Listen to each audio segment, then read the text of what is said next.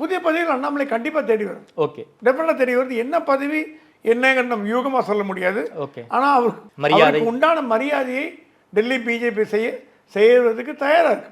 உள்ளுக்குள்ள அந்த சமீபத்தில் அந்த இன்டர்னல் பாலிடிக்ஸ் அது ஏதோ ஒரு மிகப்பெரிய கோஷ்டி பூசல் கோஷ்டி மோதல்னு ஒரு செய்திகள்லாம் வருது. உண்மை அது தமிழக பாஜக என்ன பிரச்சனைன்னா அந்த அணிகள் போட்டாங்க பாருங்க. ஓகே, அப்போ பிடிச்ச சனியை அது வரைக்கும் ஒழுங்காக போச்சு. ஏதோ விசாரணை அணி இருக்கும் சின்ன சின்ன, அது சாதாரணம்.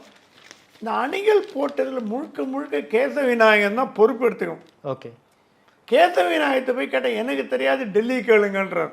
ஓகே, நயினாருக்கும் இதுக்கும் பொறுப்பு, நயினாருக்கு இதுக்கு சம்பந்தம் இல்லைன்ற மாதிரி தான் செய்திகள் வருது. ஓகே, ஏதோ அவர் சொன்ன 2-3 கேலண்டர் போட்டாங்க. இதில் ப்ளே பண்ணதே கேசவ விநாயகன் தான். ஓகே, இந்த பொறுப்பாளர்கள் போட்டு அண்ணாமலைக்கு எப்படி குடைச்சல் கொடுத்தாரோ அதே மாதிரி நயினாருக்கும் குடைச்சல். நயினாருக்கும் கேசவ விநாயகத்துக்கு டேர்ம் சரியில்லைங்கிறது எல்லாருக்கும் தெரியும். அது பாஜக தலைவர்களே சொல்கிறாங்க. அவர் ஏன் ஒன்று மாற்றாமல் வச்சுருக்காங்க, 15 வருஷம் போகுதுன்னு கேட்குறாங்க. அதுக்கும் பதில் இல்லை. அது மத்திய தலைமை தான் முடிவு பண்ணி இவங்ககிட்ட பவர் இல்லை. நயினாரை சொல்லிட்டான் டெல்லியில், என்னால் கேசவ விநாயகத்தில் வேலை செய்ய முடியலைங்க, கஷ்டமாக இருக்குங்க, ரொம்ப சொல்ல கொடுக்குறாருன்னு சொல்லிட்டான். Nainar is decent politician. Okay, அவர் எந்த சிக்கல்லையும் போக மாட்டார்.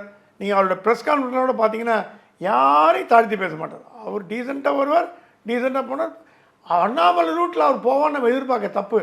ஒரு தலைவரும் ஒரு அப்ரோச் எடுத்துப்பாங்க. இவர் கட்சியை வளர்க்கறதுல இவர் ஸ்ட்ராங்காக இருக்கார். கட்சியை வளர்க்கக்கூடாதுன்னு என்ன கிடையாது, வளர்க்கணும்னு இருக்கார். ஆனாலும் அவரை மீறி சில செயல்கள் நடக்கிறது என்பது உண்மை. அதுதான் இந்த அணிகள் போட்டது. ஓகே, இந்த அணிகள் போட்டதில் ஏகப்பட்ட குளறுபடி.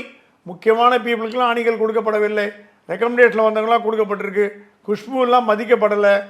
அப்புறம் முக்கியமான தலைவர் தட் இஸ் சரத்குமாருக்கு எந்த பொறுப்புமே கொடுக்கல. அந்த மாதிரி விஜயதாரணிக்கும் கொடுக்கல.